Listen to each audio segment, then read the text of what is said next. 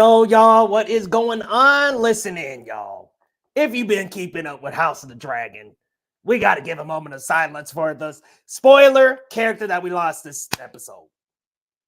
Because, y'all, I'm sick and tired of losing some people, and this was a big loss. I don't want to spoil, so I'm not going to get too deep into spoilers, guys. But if you watch House of the Dragon, give a little shout out in the comments. But we got to call out Laser. What's up, man? 50th Roundup. 50th. Wow. Welcome, man. Thank you so much for joining us for as long as you have. We always appreciate you being here, Laser, man. We always appreciate you. But let me see if this works, y'all. I just got to say something. That's what I'm talking about. This shit means something to me, man. Man, House of the Dragon. That character meant something to me, y'all. But anyway, I won't talk too much about House of the Dragon. Guys, let's get into the episode. First off, we got to introduce the host. What's going on, Lo? How are you today, man? Hey, I'm burning up over here in California. It's been really hot. We're in the middle of a heat wave. Summer's here, but I'm alive and well. I've been working hard, and I'm happy to talk shop, man. There's a lot to dig into. We weren't together last week, so there's a lot of stuff that kind of built up, and especially in terms of like the acolyte stuff like that, man. I can't wait to get into it. Yeah, there's a lot to talk about. Welcome, Lo. And then we've got returning with us, our host with the most, Ileana. What's going on? Captain Melendez, Ile. what's up? She's back, and She's she's back. back, and she's annoying. Because guess what? Puerto Rico's going to Paris. Puñeta. Let's That's all go. I'm gonna say. Thank you. I love it. Yeah. Actually, I have something to look forward to this year's Olympics. That's awesome that you guys are going, though. It's the first time since 2004, you said? Since 2004, since Athens, which is like a super huge like cultural moment for us. So yeah, I'm really excited. Not only did the men's team qualify for the 2024 Olympics, but the women's basketball team also qualified. So Let's go. Puerto Ricans just love basketball, bro. Let's go. Let's go. We love to hear it. We love to hear it, y'all. So, And y'all. Ooh, yeah, like cheers. Lo was saying at the beginning of the show, we haven't been together for a while, so we've got some catching up to do with the No. album, y'all. Like, Yes, sir. We gotta dive into some spoilers too, guys. So just a heads up, if you haven't seen the Alkalite, you might want to just hit mute and come back. But we're getting into our first segment.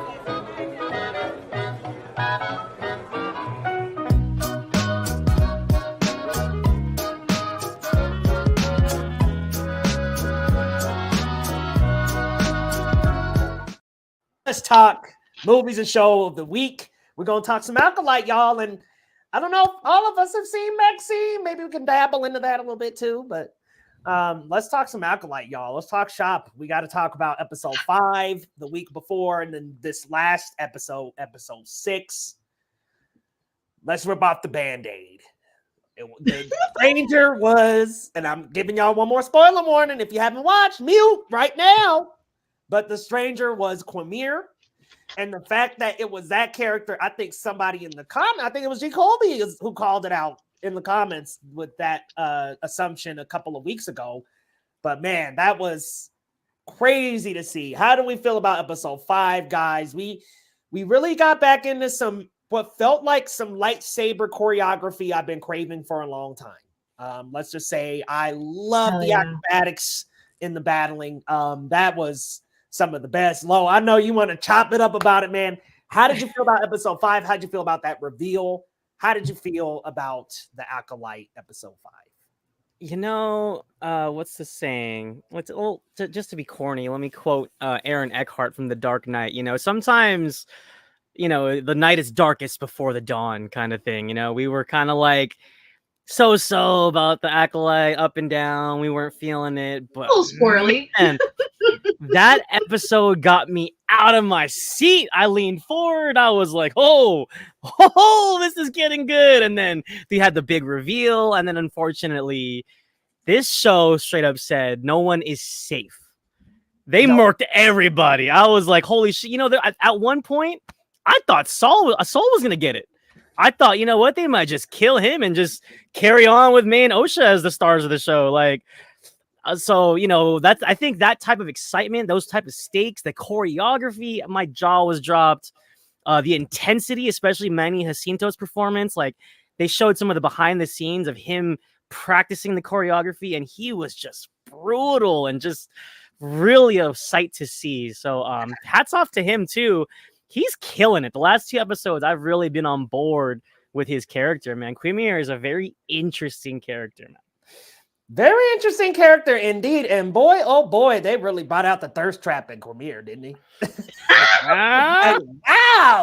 They got the guns out. This man, they ripped the sleeves off first. And I was like, well, there goes my theory about it being the mother. I thought it was. And she even kind of hinted at the beginning of the episode. She's like, my mother knows how to do that. So I'm like, okay, maybe I was right. Maybe.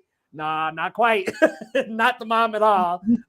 Yeah, Quamira's got some interesting thing going on, especially in episode 6, when they dive a little bit more into him really actually seducing Osha to the dark side. But in episode 5, literally acrobatics. Manny said, let me take off my robe. Come to the dark side, baby. He was butt ass naked. Cheers once again. Cheers once again. some Some spicy bacon for Ile. Oh my yummy. I I can come back now. Listen, I'm living my best life, and that's that. That's all that. That's my reaction to the acolyte. Oh no, Leo's gone now. know. I was gonna say I was waiting for a Face follow up, the but music. You face the music, yeah. okay? But I gotta say though, like, You survived Hot Magneto. You can survive this. so I gotta say, like Jackie was my favorite character. Like, I love Daphne Keene and her portrayal. And how did you feel She's about that great. that brief purge? Like, it was like all the Jedi are gonna die. I love when a show brings me back in because all of a sudden there's actual stakes. Because that is just something that, as in particular the Star Wars series, sometimes, not all, we're Andor is not one of them, Mandalorian sometimes can sin of this, but I love when we mean serious business and we're actually doing something that will communicate the threat of the villain. Because a lot of times these Disney Plus series just do not have, what it takes. They're too cowardly to do it because they want to keep this villain, they want to stretch it out, they want to merchandise them.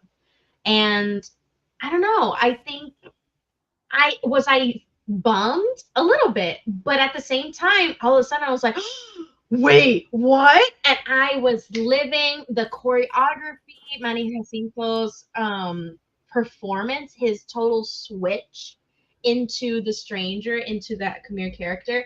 I loved it. I've been a fan of Manny. I'm going to be hipster now.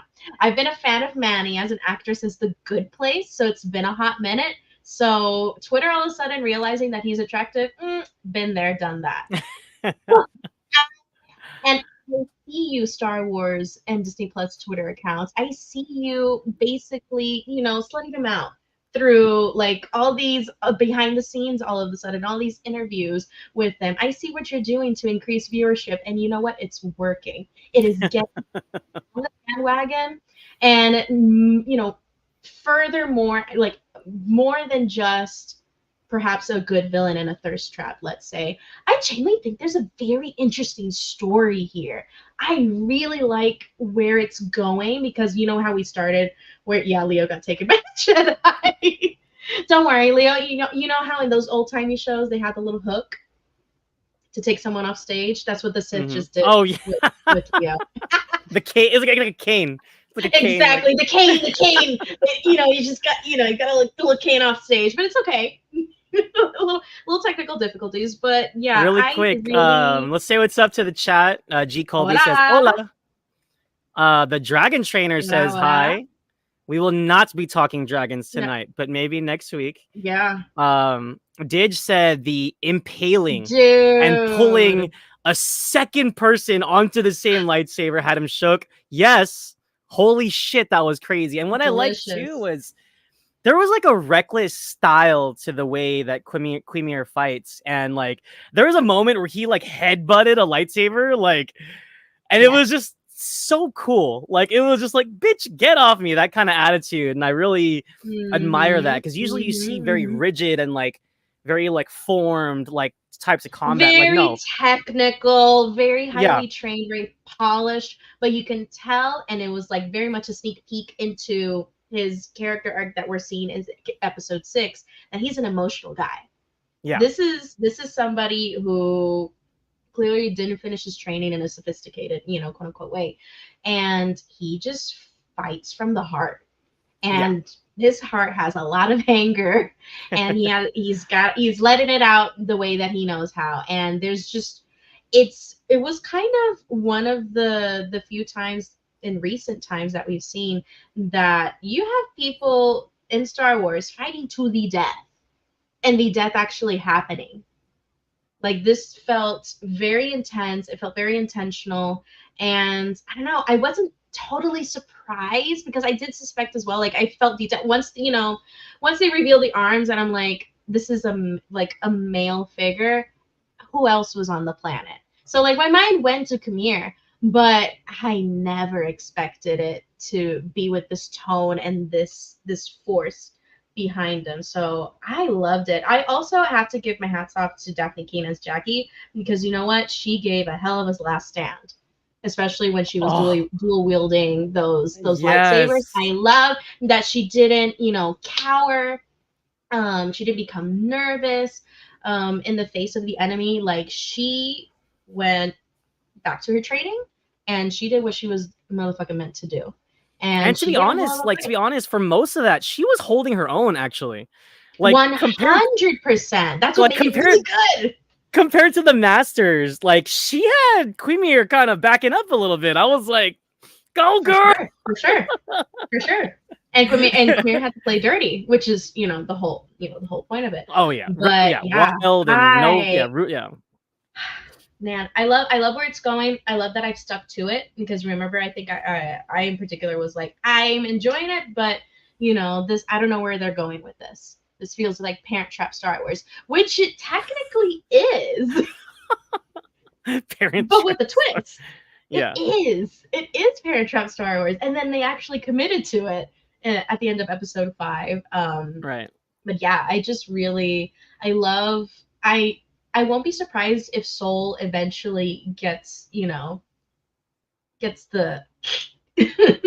gets the boot as a character, but I feel like his moment was not then, because there's still a lot that we don't know. So Oh yeah, I really do enjoy that episode 3 was kind of like that backstory, but purely from Osha's perspective, and we don't really know what happened.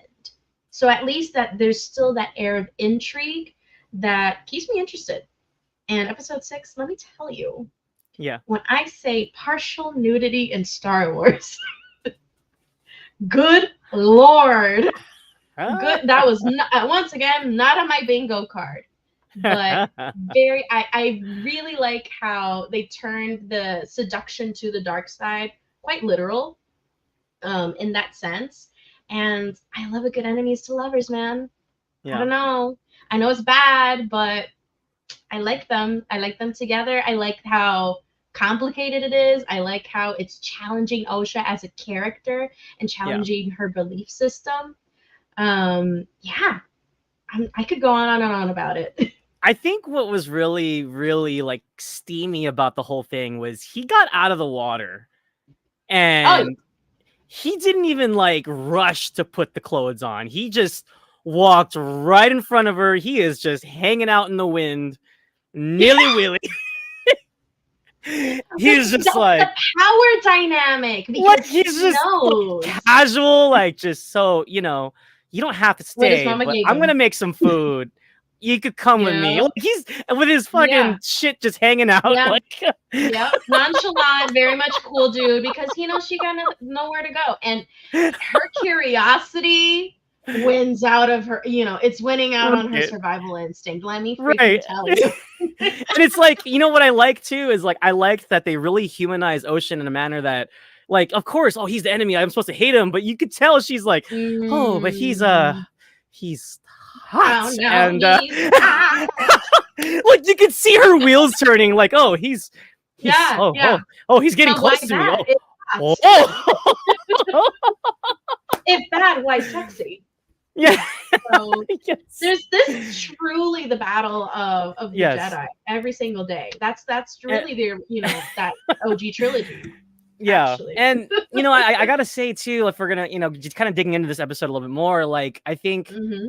as impactful as 5 was, I kind of liked how, even though this slowed down, the dynamic was very, very like intriguing. Like, not only did we have Hmm. Osha ogling over Quimir and his fucking Hmm. assets and his charm, Hmm. we also had May kind of snooping around, and then Soul kind of just like eventually catching on thanks to the beaver. What's his name? The little otter. Oh my god. His name is Basil. His name is Yes. Basil, and you will put some respect on his name. I love Basil. He is Look. utterly useless, but he had his moment to shine. Okay. Like, don't get me wrong. I think, look, I'm a Babu Frick defender. there's like creatures in this universe that I like, and I think he's adorable. But the fact that he can't even freaking communicate what the hell he's trying to say, and he spent 2 Why episodes. did they take him? Why did they take him on this trip? On this mission? He was just there for vibes. He spent 2 episodes trying to tell somebody what he freaking knows. Oh, bless this creature's soul. Oh my god. And then Thank yeah. you, Yeah, and then like meanwhile, him and Pip were having a conversation. I don't even know if Pip understands him. That was hilarious. But yeah, I like the dynamic. Like you said, it's Parent Trap Light. One twins over here, one twins over here. Two different. I can't say father figure because Quimir's daddy figure, but that's a whole can of worms. I don't even want to. Yeah, I don't even want to get into that. But I need you to write this down. It's not just me. It's not just me with this tomfoolery. hey, I said it because look, that's what the world is thinking, not necessarily what I'm thinking. But oh, okay, you're speaking for the people. Yes. But yeah, I just really like the dynamic that we have. Master figure. It's the authority figure. There you go. You have that dichotomy. They did a little switcheroo. But also, so we have the Parent Trap thing going on, but then also we have what's her name? Master. Holy crap! I know her name, but I can't think of it right now. Oh my god! Yeah, the Green Woman. Yes, let's just say that I feel like such a bad Star Wars fan. She discovers the bodies back on that planet, and I think there were some interesting things here. The assumption that perhaps Soul did that. How did you feel about that? Like, it seemed like they're turning Soul into the fugitive here, and obviously he's hiding something, but I think that's kind of adding to the whole allure of his character. I think they've been trying to do that since like early on. They've been trying to pin this onto somebody quickly to be able to brush it off. Listen, Colby, I know you know her name, bro. You got to help me out, man. Can we phone a friend?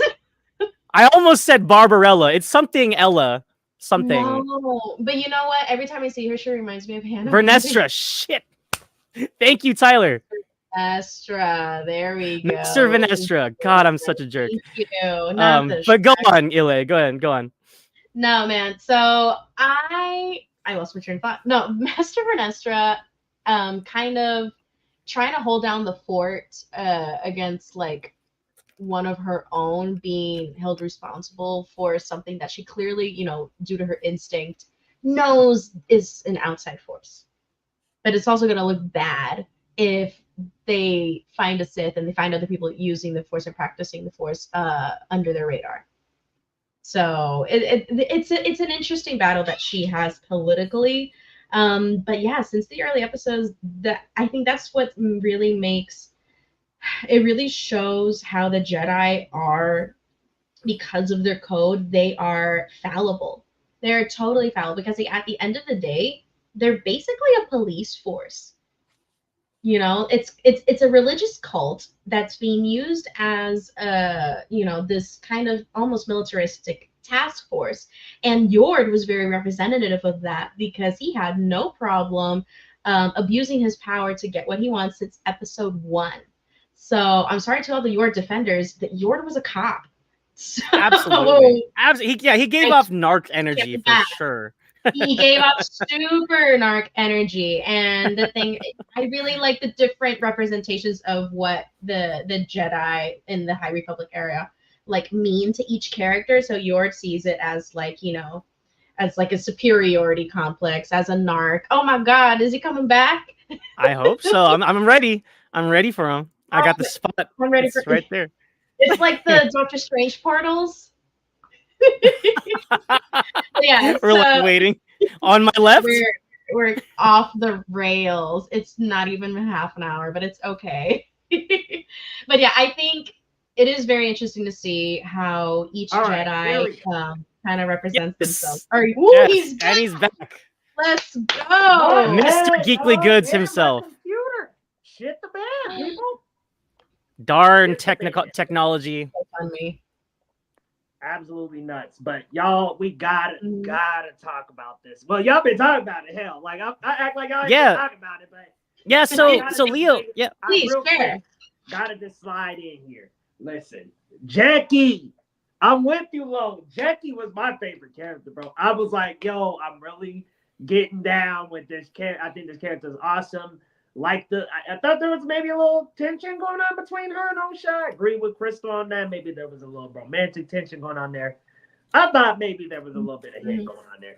But anyway, I liked that character a lot. I thought the episode right before they were really building Jackie up. And to see her get killed in the very next episode, 3 holes in, but yo, she had Quamir backing against the wall a little bit. Yes, she did. And Yes, she listen, did.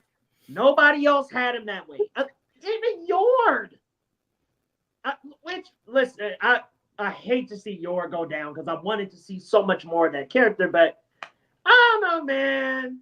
If that was all we gonna get of Yord, kind of got on my nerves a little bit. Not gonna lie. Didn't Yeah, love he got Yord. spanked, bro. Cooked. He got cooked, bro. The fact that he just like throws him on the ground and just snaps that neck. I'm like, yeah, Yord had no opportunity, no chance. Right. But yeah, Jackie with the dual wielding, crazy choreography this episode. Love the long takes, love the acrobatics. This is the Star Wars lightsaber battling we've been wanting for like shows now. Like I've been wanting this style of battling Oh, for yeah. a while. I don't think we've even seen it at this new era of shows. The closest is maybe Ahsoka battling in the Mandalorian season 2, and some of the stuff in Ahsoka with, especially with Anakin and Ahsoka. But this length of battle, like you said, Lo, the heart, the emotion behind this, because the episode right before this, we got these integral moments with both Yord and with Jackie that made you thought, okay, more's coming. We're going to learn more about what Jackie said about being a survivor and whatnot. It's about what you survived. I want to know more about that. Yeah, what a brave choice of Star Wars to go ahead and kill off major characters like this. Bold. It That hurt, one. man. Huh? She didn't survive that one. Oh, man. Yor got a terrible haircut, man. Bendito. Man, I don't like people hating on Osha's fuck ass Bob. Leave her alone. I like Osha's haircut. And I saw it earlier today that it's inspired from like African culture as well. Like it's got influences from like real life indigenous cultures. So like it's just let it be. It's not the end of the world. Yeah. But yeah, oh, go ahead. Leo, I was gonna say we were digging into episode 6 a little bit, man. But was there anything else you want to touch on with episode 5? I just thought episode 5 the best of the series so far. I think 6 was again on a really good track. I think they have potential to turn this show around for me.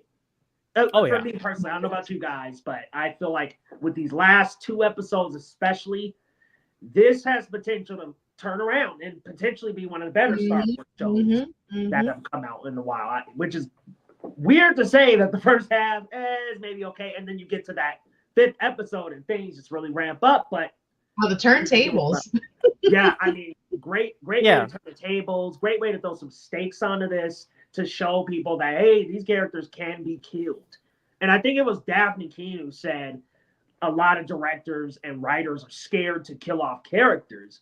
You know, we've heard Millie Bobby Brown talking about it with Stranger Things. We've heard a lot of actors, talent, and people just coming out saying, hey, characters are so precious.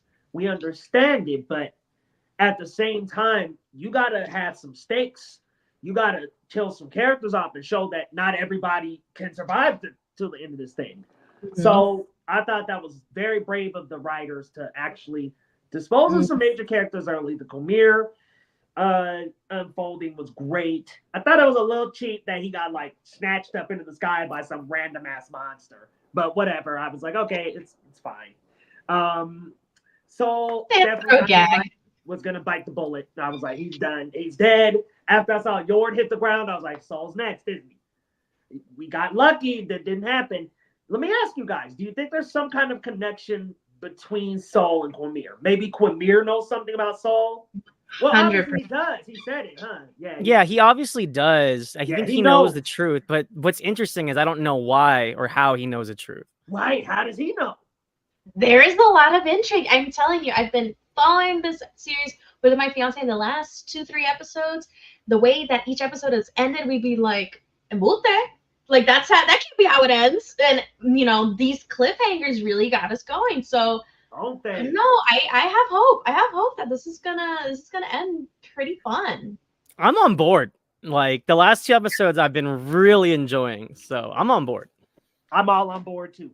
All aboard the Acolyte Choo Choo Train. How many episodes left, right? Like 7 and 8? Yeah, 7 and 8. Yep. Well, and as I say, before we get into the roundup, man, I just wanted to address. We were talking about like the mystery and Master of Venestra investigating the murders. Like, how did you feel about that, and how it's possibly being pinned back on Soul? I think there's something big that Soul has to reveal, and I think what happened. This is my theory. I don't know if it's true or not. I think they were like, "Hey, these witches are a threat. We gotta get rid of them. They're not part of the Republic. We don't know what they're doing down there. We got to get rid of their asses." I think they conspired to all kill the witches, because why would May be going around killing all that group specifically? I mean, it's every single one of them, including the Wiki Jedi. Yep. Who was there too. So all of these are even Master Torben, who she didn't kill technically. Huh? Yeah. Master Torben, she didn't actually technically kill him. The guilt did. He killed himself. That's what's really freaking intriguing. And what he said is ringing in my head, because he was like, "We thought we were doing the right thing," and then he drinks the poison. Like, that's what I'm telling you. I think, Leo, you're onto something. I totally agree with you. Because I guess the justifiable thing would be, well, they're not a part of the Republic. They're not a part of the Empire. So what do they do? Who are they? I think the threat, more than anything, was their ability to create life through the Force. I think that's the threat. That's actually a really good point. I actually kind of forgot about that. So both May and Osha didn't have a father, right? So yeah, and they figured that out. Completely procreated through the Force, through women. So Jedi and we gotta women, get rid of their asses. Yeah, more likely than you think. Man, I'm excited. I definitely think that's what happened, and I'm very intrigued. I think that more than anything, that's why Master Soul has such a connection with Osha, because Osha and May are special. Like I genuinely think, I'm surprised that no one said or mentioned a dyad in the Force, or that concept that was in Rise of Skywalker. That was like one of the few things that I actually thought was really intriguing lore-wise in Rise of Skywalker. I'm not gonna lie. And that actually appeared in Visions a couple times too. So I think it's a very relevant theme. And it makes sense for twins, especially twins who were literally conceived of the Force. Wasn't there a twins episode in Visions? Yeah, I was gonna say my favorite episode of Visions was the twins, and there is a dyad in that episode. Yeah. Yeah. And I think we'll definitely, at least fingers crossed, I think we'll get a flashback of that sequence with the witches, and maybe we'll get more Carrie-Anne Moss, because we haven't got enough of her. Good Lord. You really have that emotional material. I think this point in the series would have been okay if Carrie-Anne Moss would have got killed. Because I think if let's say maybe she was the last stand against Quamir. Maybe it wasn't. Maybe Jackie held her own, and then he faced Carrie-Anne Moss, killed her. I think I'd be a little more accepting of that move. But man, the first episode, come on. It was tough. The chick was not cooking. What's interesting is I think they were going for a sense of like making May a threat and trying to give us like a shock factor, but I feel like it kind of backfired, because I feel like a lot of us felt like it happened way too soon. I think using that as a cold open was a bit much. I don't know. I think we should have they could have fought, but I think May could have escaped, and then fought another. Yeah, chase get her out of there. Her character. I don't know, but it was a choice. Yeah. It was a choice. Two more But then again, weeks. you know, budgets. You know, maybe they couldn't afford her for more than one episode. I want to touch on something real quick. I love to see one thing that I have like to see with the Acolyte is that we do see the Jedi practicing different stuff like martial arts, and you could definitely tell the styles have really shifted since that era. Like, Yoda ain't punching people in the face and shit. Like, these Jedi are like knocking people in the face. Not for lack of trying. Heck, Cormier, huh? Not for lack of trying, but you know, he's got the stick. Well, I was gonna say Yoda's not really a physically imposing figure to be punching anybody. Exactly. He would throw hands if he could. But I know what you mean. Yeah, they are using hand to hand at least. In you know, I gotta say, you know, because maybe because you're not really in Attack of the Clones, but when Obi-Wan lost his lightsaber, he actually did some hand to hand with Jango a little bit. Gave him like a flying kick and some like, yeah, he did some like hand to hand with him a little bit. So a little bit, yeah, a little bit, yeah. A little sprinkle. Shouts out Ewan McGregor, man. Love that guy. Yo, shout out real quick. I just got a really quick shout out. The cast of Clone Wars. They had one of the best panels at Denver Fan Expo, y'all. Great chemistry, great energy. What a fantastic cast of characters. And Ahsoka Tano herself was there. Great visitation from Rosario Dawson. Great panel. But yeah, awesome. Man. Great Acolyte material. This is shaping up to maybe be one of the better Star Wars shows we've gotten. Oh, for sure. But we got 2 more weeks and we'll see. But should we head on to the next segment, sir? Yeah, let's head on to the roundup.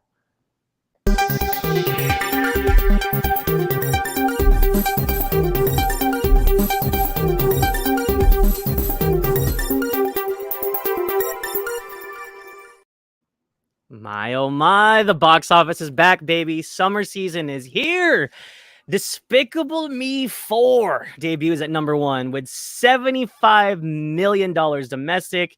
Very, very strong opening. I think it's very apparent the family films, especially ones with such an established brand like Despicable Me, Inside Out, they are going to dominate and they are going to hold. Like, these films are just pulling in the cash. Inside Out 2 continues its record-breaking run. They add 30 mil to its billion-dollar worldwide haul that they've been just riding the past 3 weeks. We didn't talk about it last week, but they were number 1 last week. Quiet Place actually fell to them last week in its debut, but Quiet Place actually is doing really well. So it's a second weekend with 21 mil, and they're way over their budget. Their budget was 67 mil, and their worldwide pull is 138 with like a 90 something domestic. So they're doing really well. I think Quiet Place will probably hold over for a couple weeks as well with, you know, just like Kingdom of the Planet of Apes a few weeks ago, a month ago. I think Quiet Place will hold strong for sure. And then rounding out the weekend, we did have Maxine and the Bad Boys at 4 and 5 respectively, both about 6 mil, nothing too crazy, but man, the family films are in full force. I'm not going to lie. Like I've been kind of soured with Despicable Me. I really, really liked the first 2, and Minions was okay. I didn't really get into 3, but you know, it's very clear kids and families love this franchise. I mean, damn near 100 mil first weekend. That's not too shabby. Let me toss it down to Ile. Have you been keeping up with the movies? I know sometimes you're kind of not always there. Yeah, I'm trying to keep up though. I was gonna catch Maxine, but my fiance did not, once he saw the trailer and everything, because he does not like horror movies, and figured out that it was a horror movie, he was like, absolutely not. I was like, oh, so he wanted to go see Despicable Me. And I said, absolutely not. I am not going to see Despicable Me. So I think we spent more time debating what we were going to see that we ended up not going to the movie. Okay. Wait, so hold on. Do you guys consider Quiet Place a horror film? I mean, I guess technically it is. I mean, monster creature feature. Here's the thing. I actually caught A Quiet Place 2 weeks ago at a press screening. Before I think the night before it came out. Did not enjoy it. I'm a Quiet Place fan, but this one was not for me. I'm sorry, Leo. Not for me. Lupita deserves better. I think this story was just, it left a lot to be desired. I was not. I was desperate to leave that theater. I felt very grumpy. I went in with high expectations, and I shouldn't have done that. I really shouldn't have, because I really wanted to like it. And then I went in there. I was like, "What the hell is this?" So I don't know. They tried something, didn't like it, but I am still happy that it's doing well because it's different. It's still like, yes, it is a sequel. Yes, it is like technically IP, but it's not, IP that's been stretched out so thin over and over again. It's still something cool and different. And I really enjoy, I love seeing people enjoy movies, whether I like them or not. So it's very nice to see A Quiet Place do well. It's very good to see Bad Boys holding on. Maxine also had, like, yes, Maxine is number 4, but I read earlier that Maxine is actually having a pretty good weekend, like in terms of the entire like Ty West trilogy. So as a result, I have not caught Maxine quite yet, but I have heard a lot of mixed reviews. Interestingly enough, so kind of makes me want to see it more. Hopefully, I'll catch it this week. Yeah, and I think one thing I'll say on it, I don't want to go too long on it, but I mean, I really liked it, but it's just one of those things. If you're into Pearl and X, like I think you'll like it. But yeah, a lot of people haven't been vibing with Maxine, and I think that's just maybe it's the aesthetics, maybe it's like just the expectation. Bummer. Yeah, but I I don't liked it. know. I thought And it was I'm a cool. big fan. So I'm a big fan of the other two. So, yeah, but the thing is that I have some colleagues that are big fans of the other two, and they're really disappointed by this one. I was like, what? What do you mean? What yeah. do you mean you're disappointed? It's got Halsey. So So we'll see how they feel. Maybe interestingly I'll catch enough, that ladies' night. I was a little bit disappointed the first time, but the second time, which was today, I actually enjoyed it a lot more. Like the second time, and I don't know, maybe Noted. that's just me Noted. fanboying a little bit, but I liked it. All right, So all right, all right. Leo, it seems like he wants to share something. I know he's like foaming at the mouth here, but Leo, this is a crazy box office, man. The summer is here, man. How are we feeling about this week's box office run? I just gotta say about Maxine, it is my least favorite of the franchise where it stands. I didn't like it. No. One. Another one. Yeah, I'm gonna just be real. I think Pearl coming out second was just like such a holy grail. I don't know. I might have to do like you, Lo, and watch it a second time, but I'm not gonna say I was necessarily vastly disappointed because I liked a lot of what I saw.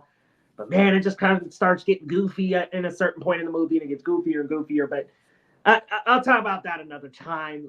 Let's talk about Despicable Me being at number 1.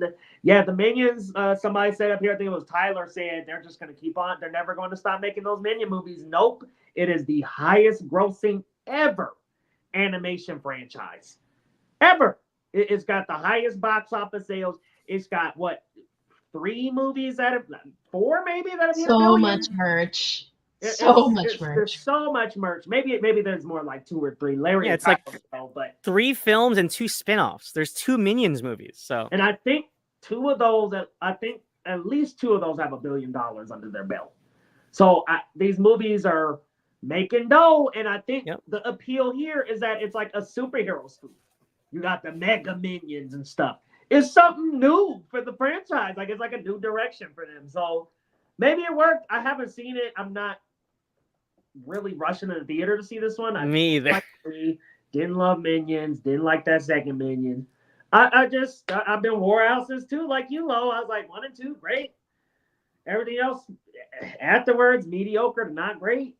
Yeah. So, but it's making money. Families love it. And then Inside Out 2, continuing to run that train, man. Listen, families were hungry for something at the box office. At least some kind of animated movie. Garfield was okay, I'm sure, but like this, Inside Out 2 got all the kids running back to the theater and stuff. So awesome. And then Quiet Place, I'm sorry, LA, I gotta disagree. Quiet Place was awesome, I thought. I like the concept of being in the same world with a new set of characters. I think that this is a concept, in my opinion, that could easily become an anthology spinoff where you have maybe a season focused on some characters or you have episode to episode in this world, just because I think there's so many stories to tell with this lore.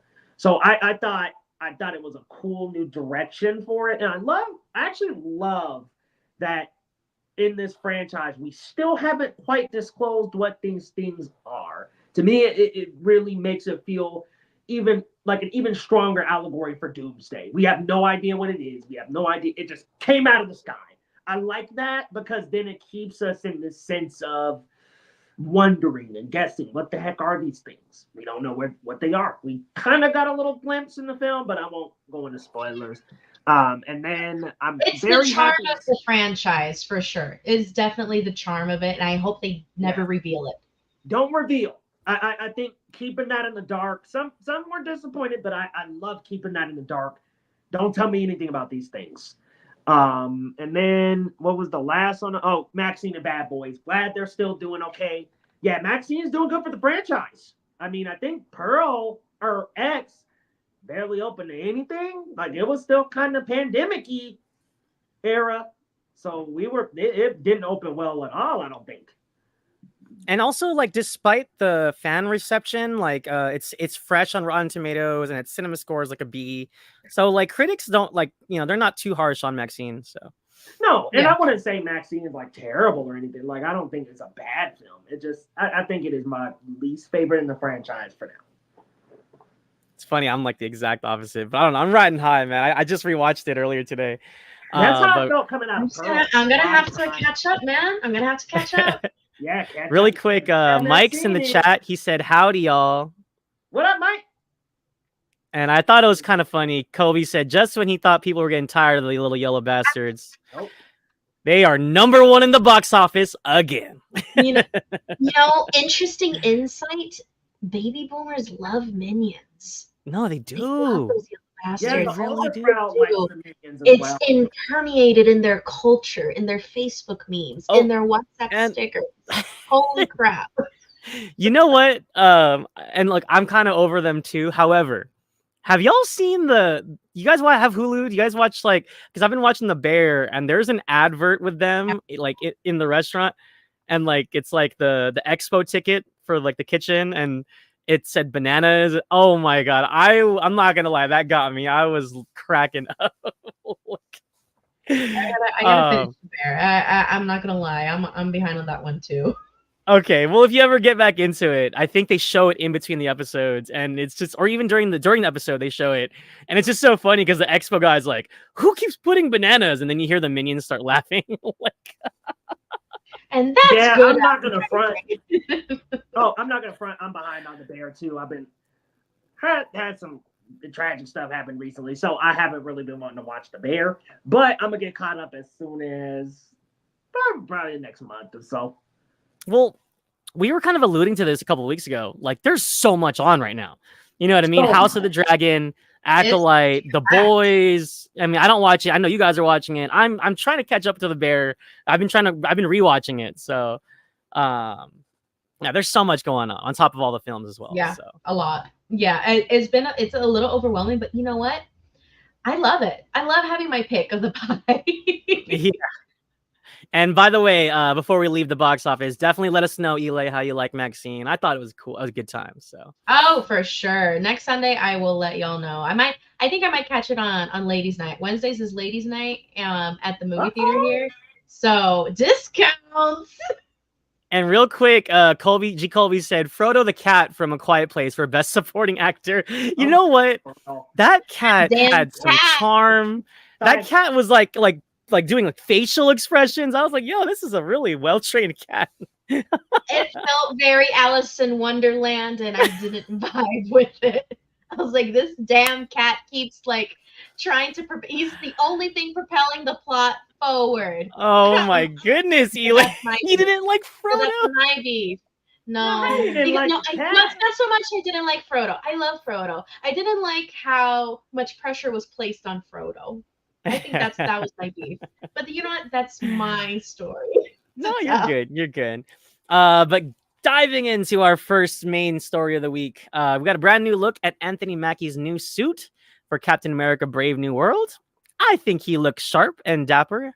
I'm sad to see his season finale from Falcon and the Winter Soldier suit gone. But, as with every superhero iteration, I think it's just a given. They're gonna sell toys and action figures, and they need a new suit, or they need a new, like, Batman. If you ever look back at Batman Returns, Batman Forever, they always had a new Batmobile. They always had a new suit. There's always something new to sell, and I think that's the merchandising side of Hollywood that I don't like. But you know what? He looks great.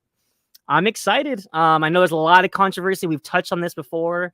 A lot of, like, behind the scenes of this film. I think they correct me if I'm wrong, Leo. They did some reshoots, they did some rewrites. They reworked the story, right? Yeah, they did one round of reshoots recently. They did some reworking. The reshoots, I hear, involved Giancarlo Esposito incorporating that character in. I think, hear me out. I don't know, guys. This for real. I don't have any info. But I think that it's potentially him replacing that original villain they had in there. Because it was that villain had, like, her old classic costume was like a Star of Israel on it. I think I was like, I think they're kind of trying to back out of that. Okay. That was the controversy, that character. So maybe they're getting away from that person. Okay. And remember, the first title for this was New World Order, and that was like a synonym for, like, I think it was like a Hitler type of something. I don't know. It was a world disaster or something. But I will say this: somebody could have Googled that, and you could have Googled that. And I don't think that's the last we see of the white suit. I think the white suit might be in use as well in this movie. I don't know. Yeah, but this is a good for suit. sure. I like this picture. Yeah, and I also think, like, I think there's like a stealth operative type thing going on. If you remember, like, when Cap did Winter Soldier, he had the Winter Soldier, like, the dark stealth suit. I thought that looked great too. So maybe that's the vibe here too. But Ile, is this piquing your interest? He's looking dapper. To this day, Captain America: Winter Soldier is one of my favorite MCU movies. I think it's great, phenomenal. No notes. And I really like that stealth suit. And to see kind of a callback to that with this, and considering the reshoots and the reworks of the story into something a little bit more, tempered to the current political climate, I think it has potential to be something interesting. But I'm going to keep my expectations healthy. But I do like the look of this. I like if they actually dive into the whole maybe Cap, because this is what I'm seeing here. I'm seeing him being filmed probably for something for kind at the end of the day, propaganda. So maybe this could be kind of his movie to come to terms with that and battle, have that internal battle with his position, his morality as a superhero, as Captain America, but how he's being used by the government that he serves. So I don't know. It could generally serve to be some very interesting commentary. Yeah, no, and I'm glad you mentioned that, because I think, it goes without saying, this movie has to really stand on its own 2 feet and really propel the MCU forward. And I think it will be interesting to see this, because I think the Falcon and Winter Soldier touched on it, but didn't touch on it enough, that conflict of people accepting him as a new Captain America. And I think 100%. They should play with that a little bit more. Like, you know what I mean? Because that is a hard thing to step into Steve Rogers' shoes. And I think Falcon and the Winter Soldier didn't touch on that enough, I don't think. So, and they also didn't really have the space for it. I didn't think they didn't really. I have my issues with that series. I did enjoy it, but I feel like they weren't super savvy with their runtime. So yeah. I think it's that. I think it's also, once again, especially for the era of Marvel Disney Plus shows, setting up for their cinematic stage. So maybe this will be the opportunity to explore that conflict with this story. So again, world of opportunity. No Sharon Carter. No, that's oh my god, that's okay. I can't believe they ruined that character for me. But can I ask you guys before we move on? I want to ask you guys, because it feels like, do you guys feel like Falcon and the Winter Soldier as a story was necessary? Yes. Like, maybe we could have just went into this film.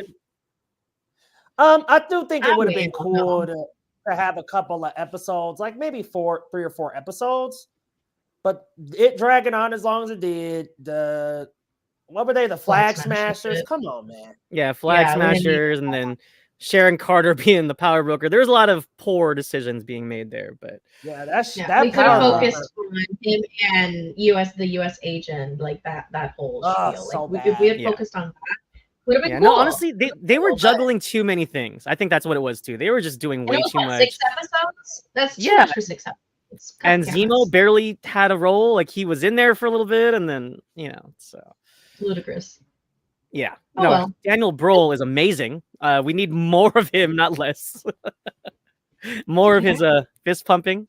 Did you know he speaks Spanish fluently? I did not know that. Crazy thing I found out a couple of years ago. He's very man, good at Spanish. He speaks Spanish like a Spaniard. Hats off to Quentin Tarantino, man. Like that, the cast of Inglourious Bastards, like before these guys really blew up, like Michael Fassbender. He was been around, but he really kind of took off here. Christoph Waltz, of course, and of course Daniel Brohl. Like lots of talented people in that movie. But for sure. We are getting off the rails again. Let's bring us back in focus here. Brad Pitt's upcoming Joseph Krasinski directed film F1 released its first official trailer today. Did you guys watch this trailer? I'm afraid to say no. I'm so sorry, I have not. No, you're good. You're good. To be honest, it's definitely a sizzle reel of sorts. I'll be honest, I'm not really into racing. I don't really have any type of skin in the game when it comes to F1, but as someone that liked Top Gun Maverick, obviously there's a theme here, right? Let's get a A-list megastar and put him behind the wheel of a not a plane, an F1 machine here. Yeah, and I will say that Joseph Krasinski doing all the practical effects he did with Top Gun is definitely carrying over here. Lots of like racing clips, and it was kind of set to the background of Queen, We Will Rock You, which was kind of cool. And there's not even a lot of dialogue. It's a lot of focus on the cars, and I think that's the draw for some of these people. I mean, obviously, Gran Turismo did fairly well last year, and of course the Fast franchise lives off of that. So I think there's an audience here. I think it looks cool. It's an Apple original film, and yeah, we'll see. I don't. What's that? Apple original? Oh hell.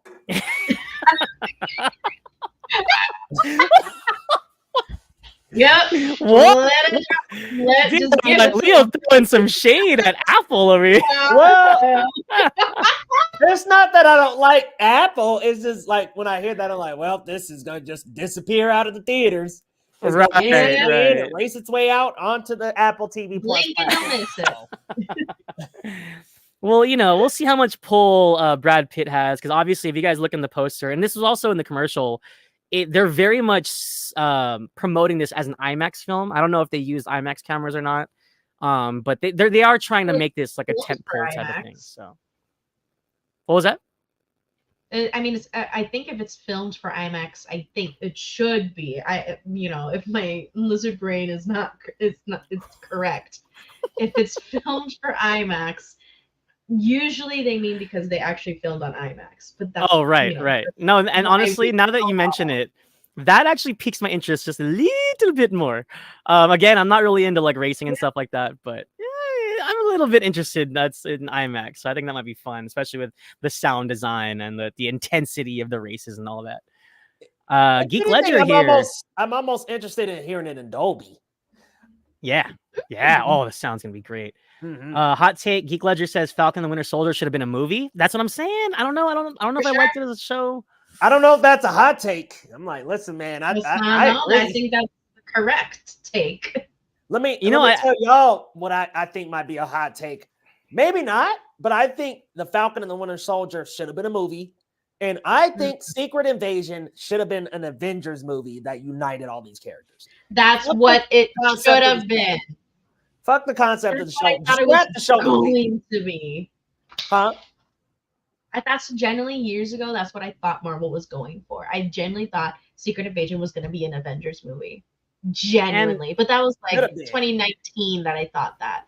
And here we are. Ridiculous. Well, in the comics, right? It's like an event. It's an event in the comics. Yeah. I thought it was really strange to just throw this on Disney Plus, like, oh, Secret Invasion. It's like, So I think you're right, Leo. I think they should have handled that with more care. I think that story is rich for really cool stuff, and they just kind of fumbled it a little bit. So this is a good point. General movie going audiences who didn't see Falcon Winter Soldier are going to be like, where's Winter Soldier? Who is this old dude? Who is a super soldier? Yeah, they're going to be slightly confused maybe, which is why I think you start this movie out with a quick little kind of recapping montage, kind of like the Marvels did, where it was like Miss Marvel's drawing was like kind of recapping. I think you got to start out with the narrative. Like yeah, absolutely. And I think it could be done. Like, for example, Doctor Strange and the Multiverse of Madness. Like, you didn't necessarily have to watch WandaVision to get where Wanda's headspace was, but I thought like, you know, as long as it's done well, I think audiences can catch on. So yeah, you could literally have the movie start out with like a mission debrief or something. And that works into the story, and that's kind of a, you know, here's what you missed on Glee. Done. Yeah. And circling back to the MCU, the head of Disney Plus streaming, Brad Winderbaum, compares Daredevil Born Again to X-Men 97. And let me elaborate. This was on the official MCU podcast. He was alluding to the fact that X-Men 97 reintroduces characters that you know and love, but they also introduce them in a manner that in new ways, like that you don't expect, and like taking the characters in a different direction that you don't expect. And I think, you know, you get these characters that you know and love, and then you kind of do something a little bit different with them. I think that's what he's alluding to with Daredevil Born Again. And, you know, as the resident Daredevil fan, Leo, how excited are you for this news? Oh, I'm super excited. Yeah, I love that he's just like alluding to it having the same impact and also being in a similar format to X-Men 97, where this is a revival of sorts, where this is a show that already has established lore, seasons. This is bringing a show back, but I think it's going to have a similar style in that you could probably pick up on Daredevil Born Again and just kind of run with that and be incorporated in this world and know what's going on. However, the past material also ties into it. And then also, I think they're speaking about updating it in terms of the story and the message of Daredevil, and maybe even going into being more vulnerable about what's happening with Matt, relating that to modern ways how we look at psychology and how we look at mental health. Maybe we could explore that with Daredevil. I think that bringing Daredevil back into the light here of the Marvel shows is such a brilliant idea. We've got Fantastic Four, Deadpool's coming up. Kevin Feige just said that Deadpool is the start of X-Men basically in the MCU. We're living here. We're eating, y'all. I know a lot of people being criticizing Marvel lately, but I'm like, I think we're in a new wave. We're in a new era at Deadpool. Let them cook. We're cooking. And I also want to reiterate, right? Like, he was talking about seeing like different sides of characters. And I think what X-Men 97 did so well, like minus the thirst trap Magneto stuff, like, yes, his quads and his biceps and his chest, but this is not new. We don't have shirtless Matt Murdock scenes and shit. You guys not remember the boxing ring scene from season 2? I rest my case. Continue. No, so exploring new sides of characters, I think we saw sides of Magneto and even Rogue that we hadn't seen. Like, I thought I knew these characters, and X-Men 97 really did show us new things, like exploring Jean and her clone Madeline. So I think like just him saying this is very, very exciting as a superhero / Marvel fan.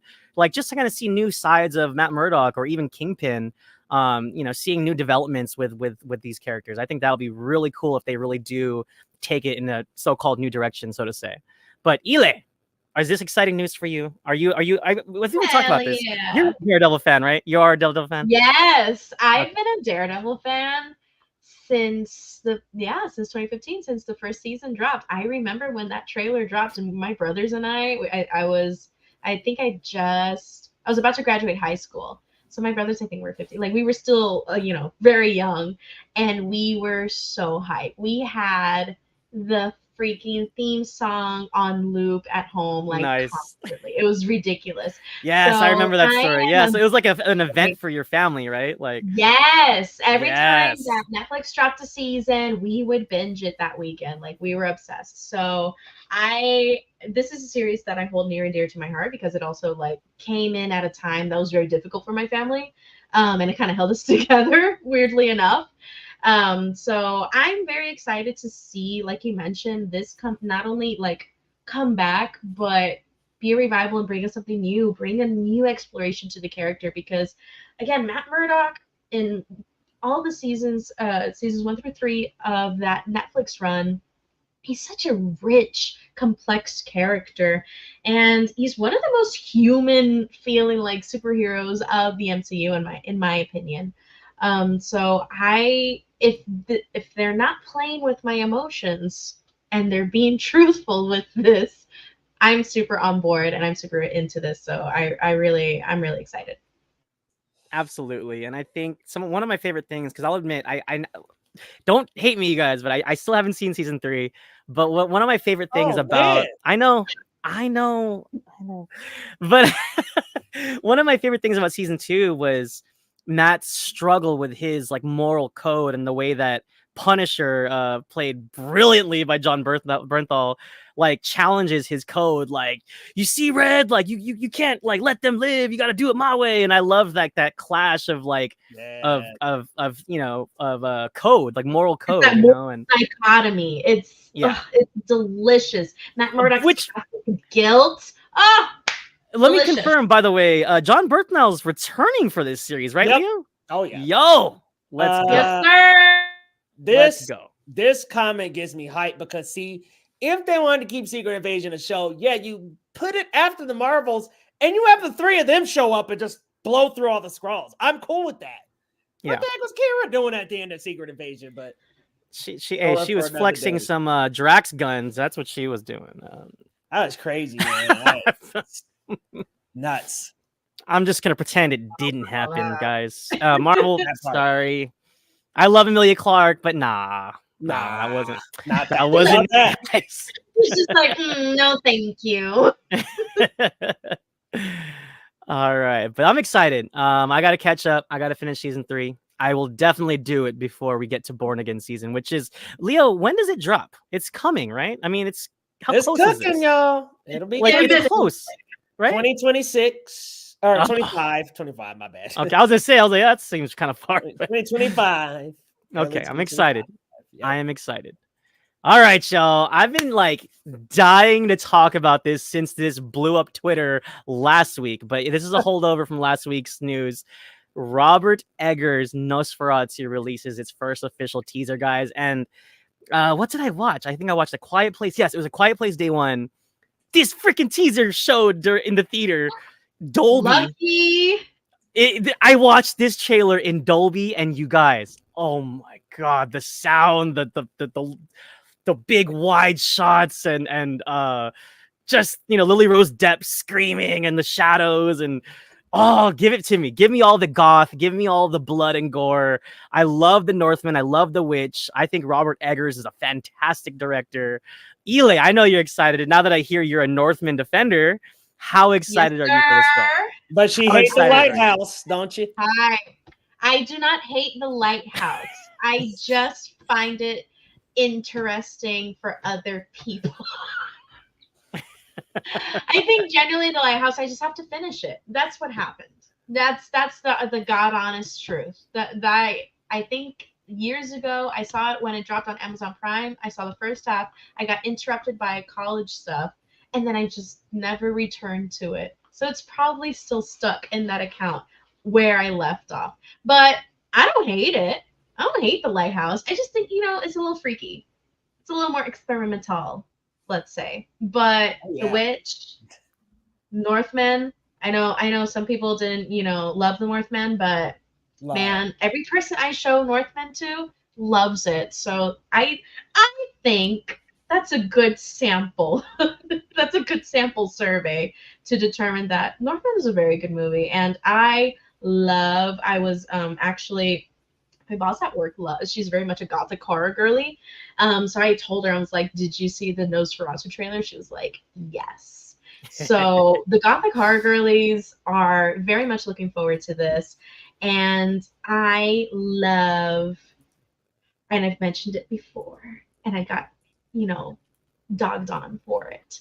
But I love a good, gothic horror film, like a little Dracula, a little Dorian Gray, little League of Extraordinary Gentlemen, which has nothing to do with this kind of a movie. How But dare you because I mention love that in the same breath? story. Exactly. But because I really, really enjoy these stories, I think this has, especially with that trailer, has the potential to be such a phenomenal movie theater going experience. And I love how bold they are for dropping on December 25th.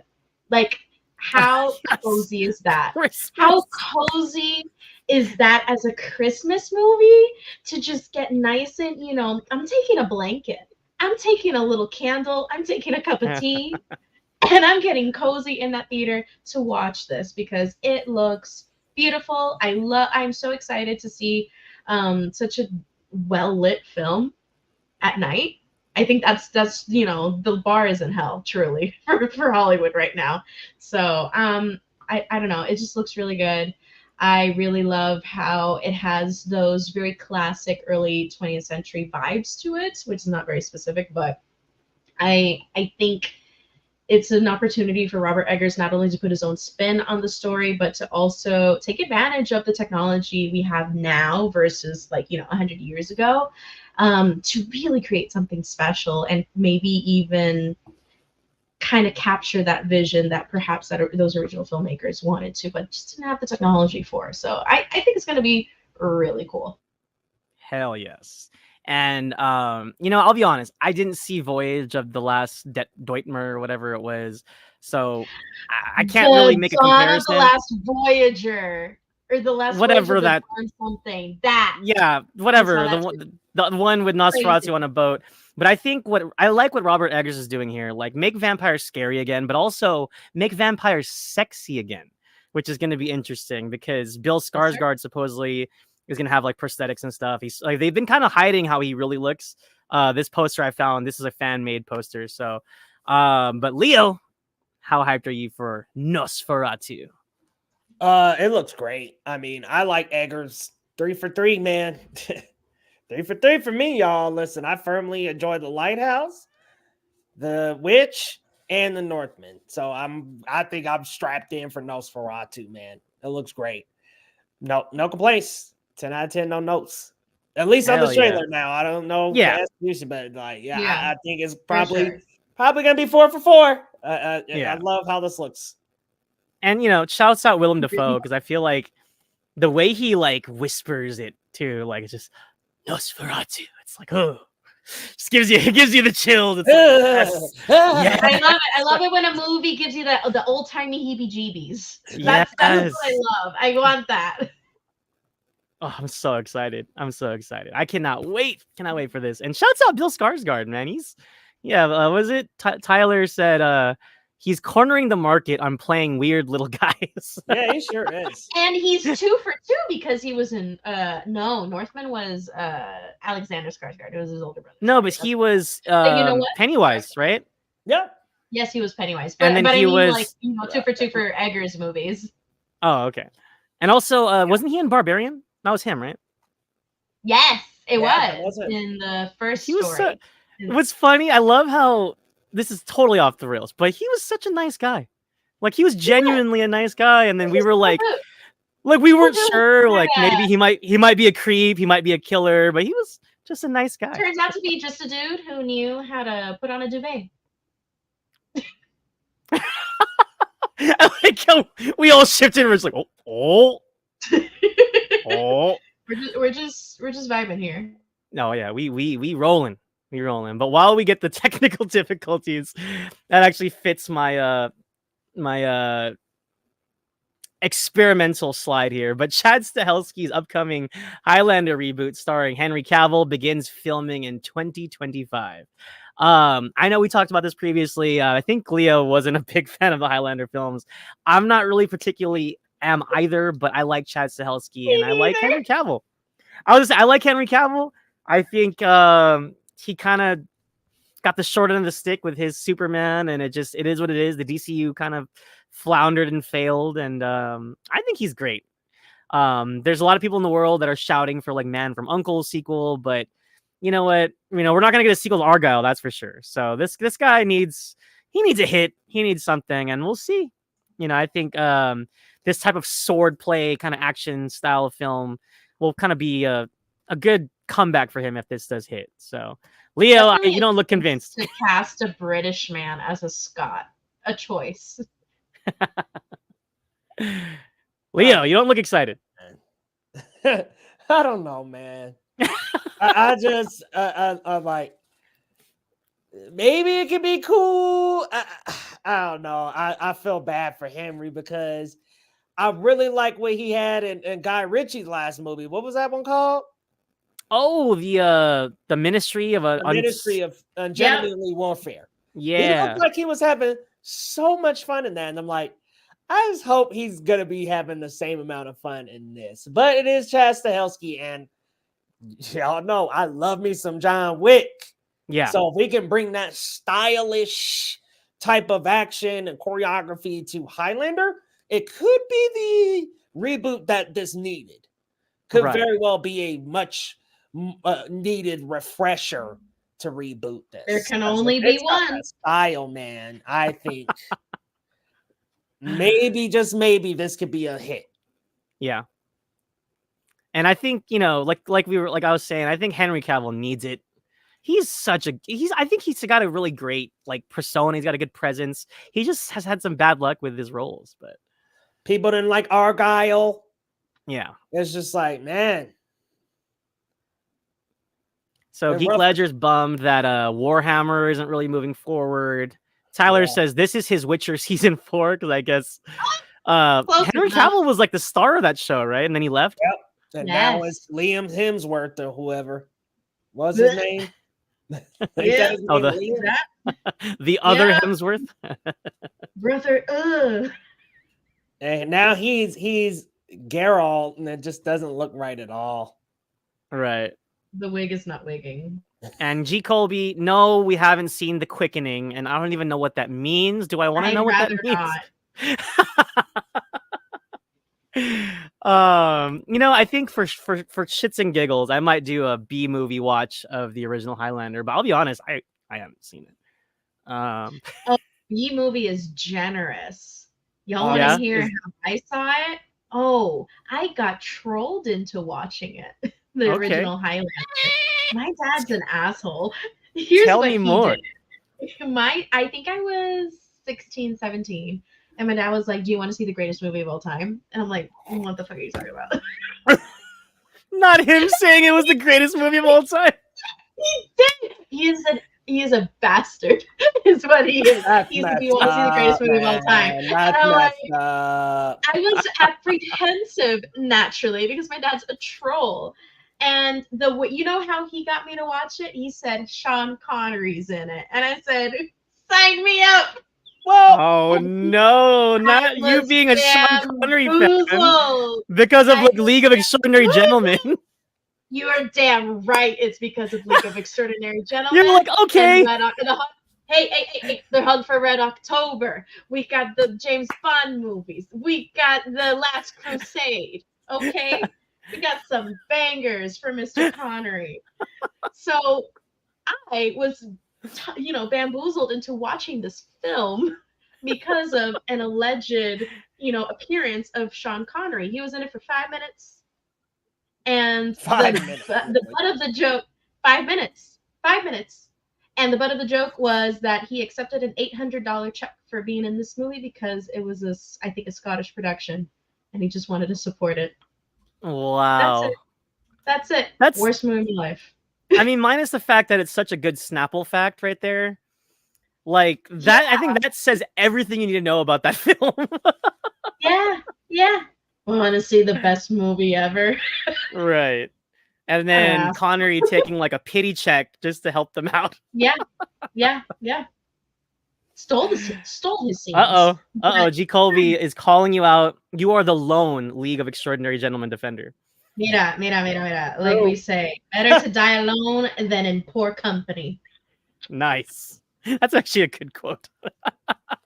Sounds better in Spanish, but it I get it. I get it. You and you know what? Also, you stand for what you believe in. I have that too. Yeah, this is the hill I will die on.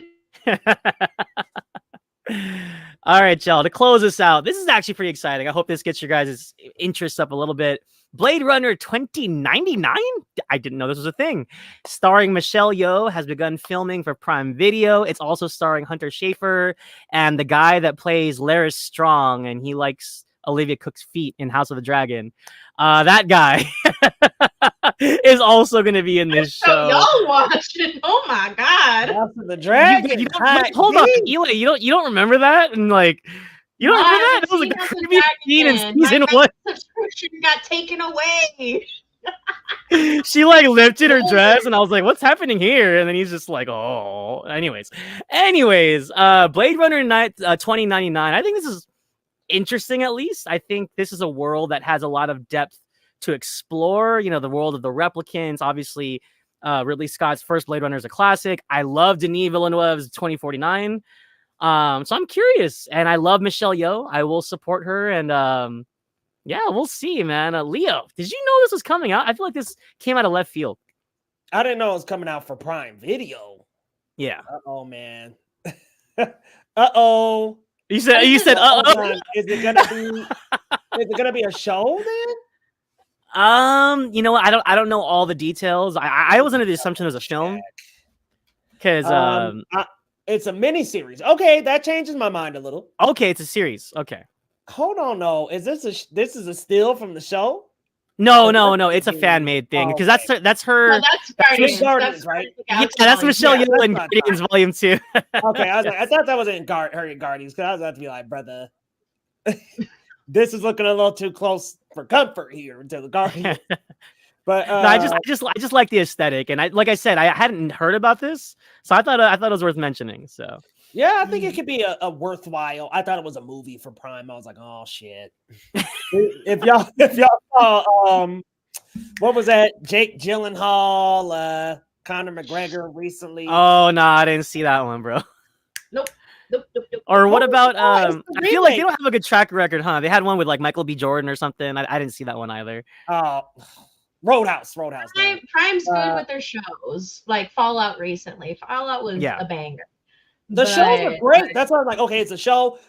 Crisis of Earth because this is a mini series. Damn it. Tyler said he hopes Miguel O'Hara makes an appearance. Miguel O'Hara and his Spider-Man 2099. Yeah, could be good. Could be good. Yeah, we'll see. I'm like I said, I'm here for Michelle Yeoh. But Eli, do you like the Blade Runner franchise? I like it. I enjoy it. I can't say that I'm a diehard fan of it. I think a lot of people are more of a fan of it than I am. I enjoy it for what it is. I think it's nice. I think the Villeneuve one is very pretty. But story-wise, I've never been like so invested. But I really like the idea of, I actually have heard about this project in development for a hot minute because of Hunter Schafer and Michelle Yeoh. And I really like the idea of the Blade Runner universe being led by women. So I am intrigued, but not so much for Blade Runner itself, more for the actresses, which I think is what I think marketing-wise is what they're banking on. I was just gonna say, I think that's the allure. Yeah, you know, that is the allure for sure. Hot take. I like the original Blade Runner more than I like 2049. I don't know. I don't care for 2049 all that much. I think the original is still better. Yeah, the original is just sleek. There's something unique and new and fresh about it. I also like Rick Deckard as a character, so I think the second one kind of stepped on the Deckard a little bit for me. But I didn't hate 2049. I didn't hate. Yeah, I was gonna say because I liked Ryan Gosling's character in that. But yeah, that's he was cool. Take for sure. I didn't hate him. I just thought I liked the original more. It's just kind of there. Yeah, the original one. Yeah, he's just there. He's just there thinking about his future Ken performance. Hanging out. Yeah. This was also the same. Hold on. This was the same year as La La Land. This was the year after The Nice Guys. Like, this was, a time for Ryan Gosling to be funny and, kind of more hyper with his performances. And then you drop him into this world for him to be very monotone, to me anyway. So, like, I I didn't love 2049. And It was a especially gloomy Gosling for sure, and it was Fire in the very much bone. gloomy Gosling. Yeah, I guess man, we're breaking G. Colby's I don't know, heart. man. I guess. One of those Sundays, guys. It's one of those Sundays. Hey, I'm with you. I'm with you, G. Colby. I don't think it's better than Blade Runner, but I felt that Denis Villeneuve kind of brought it to its not quite equal, but pretty darn close for me at least. But yeah, that about wraps up the roundup, though, y'all. That about wraps it up, y'all. So great show, y'all. Good to return. Good to be back. Low, let the people know where Sir. they can find you and what you got coming up. You can follow me on Twitter and Letterboxd at Marcellus Durden. I'm a proud critic, writer for the Cinema Spot. Check us out on all socials at the Cinema Spot and thecinemasspot.com. So a couple of our writers just finished covering the Tribeca New York Film Festival, and you can find other film and show reviews. One of them is Maxine, which just dropped this weekend. My managing editor, John Daniel, did a pretty good review of that one. Check us out at thecinemasspot.com for more movie and TV reviews. Check them out, y'all, over at thecinemasspot.com. Ileana, what do you got coming up? Where can the people find you? You can find me on Twitter, Instagram, Letterboxd at Captain Melendez, and you can find me here every Sunday, or I hope every Sunday, on Geekly Goods Live. And you can also follow the Puerto Rico Critics Association. We have some fun projects coming up that I'm very excited about, especially for now the upcoming, fall film festival season. We have some really fun things coming up. So yeah, definitely check them out. Guys, definitely stay tuned to the coverage. Go follow her on all social media platforms. And if you're on Geekly Goods Live, come on back next Sunday for another show. And you can find us also on the main Geekly Goods channel. Check us out, y'all. We got some reviews coming up. Let's see. There's a lot around the corner. Deadpool Wolverine is going to be a huge one. So y'all already know there will be coverage for that and all kinds of Marvel and DC news, y'all. A lot of Superman stuff coming up. Apparently, I'm hearing there might be something tomorrow. So stay tuned. But y'all, if you're on the channel, come on back next week and we'll see y'all same time, same place on Geekly Goods Live, y'all. See ya.